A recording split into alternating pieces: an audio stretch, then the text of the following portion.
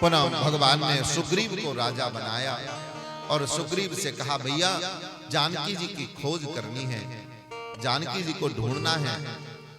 सुग्रीव ने कहा, महाराज अभी वर्षा ऋतु आ गई है, थोड़ी वर्षा ऋतु समाप्त हो जाए, क्योंकि बरसात में नदी नाले सब उफान पर होते हैं, आवागमन का मार्ग अवरुद्ध हो जाता है। इसलिए वर्षा ऋतु के समाप्त होते ही मैं सारी वानर सेना को जानकी मैया को ढूंढने के लिए भेज दूंगा। भगवान अब उस दिव्य पर्वत श्रृंखला पर वास करते हैं और वर्षा ऋतु बीतने का इंतजार करने लगे। वर्षा ऋतु बीत जाने के बाद में लखनलाल ने देखा कि सुग्रीव अभी सुध नहीं ले रहे हैं, ध्यान लगता है भूल गए हैं। लखनलाल जी ने सुग्रीव को जाकर के जरा डांट लगाई तो सुग्रीव ने कहा, प्रभु मुझे याद है और मैंने सारे वानरों को बुलाने के लिए भेज दिए हैं दूत, 10 दिशाओं से असंख्य वानरों की सेना, करोड़ों अरबों की जिनकी संख्या है, इतने वानर रीछ आदि एकत्रित हो गए और सबको कहा, जाइए चारों दिशाओं में और जानकी माता की खोज करिए। जगत जननी माता जानकी के लिए खोज के लिए आज भेजा है वानर सेना को। सब जाने लगे तो जाते जाते भगवान ने हनुमान को बुलाया और हनुमान को बुला करके कहा, हे हनुमान, न जाने क्यों मेरे मन में यह विश्वास है कि तुम मेरे कार्य को अवश्य करके आओगे। अगर तुम्हें जानकी मिल जाए तो जानकी कैसे विश्वास करेगी कि तुम मेरे दूत हो। भगवान ने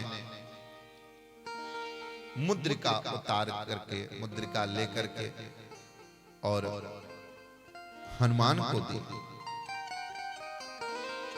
जानकी को दिखाओगे तो जानकी ये अंगूठी पहचानती है।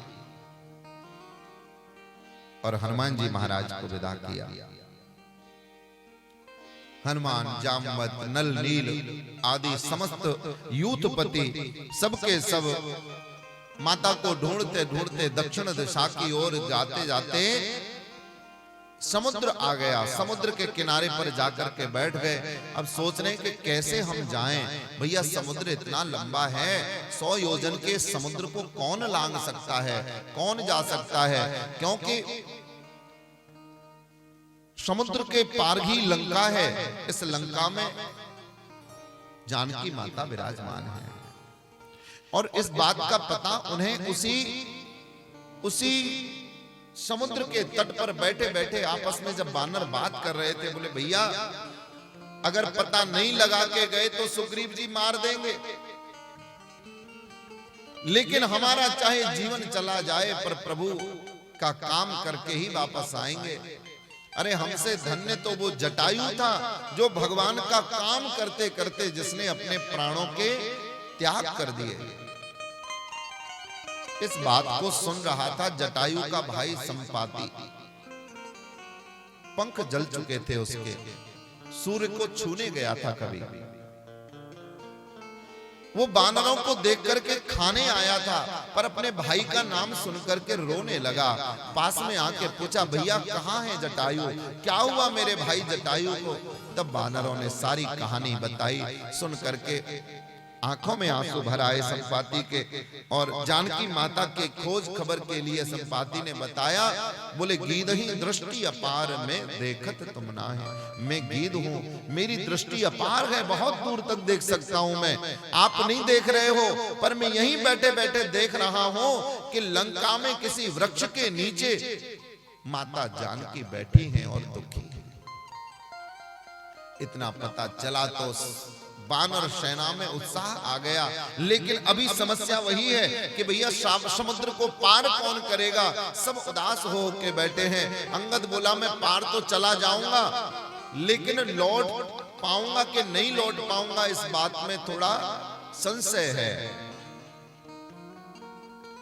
सब लोग दुखी थे और उसी समय ब्रह्मा जी के पावन पुत्र ऋक्षराज श्री जाम्बवंत जी महाराज। जाम्बवंत जी ने हनुमान जी की ओर देखा और हनुमान जी को और देख करके कहा, हे हनुमान, कैसे भूल गए तुम अपने बल को?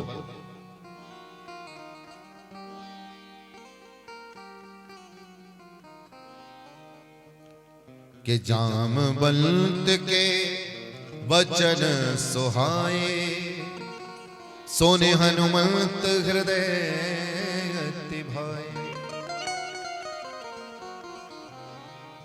हनुमान को चुपचाप बैठे देखा।